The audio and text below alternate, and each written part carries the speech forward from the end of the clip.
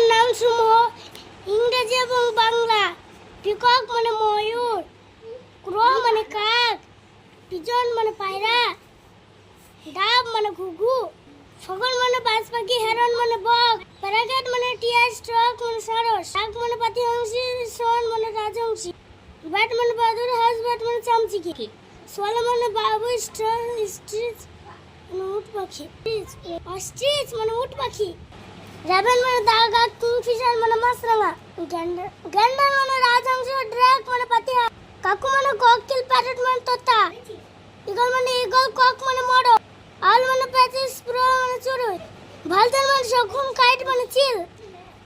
হেন মানে মুরগি, কাকাটো মানে কাকাতুয়া, লার্ক মানে চাতক, পিয়ান মানে ময়ূরী,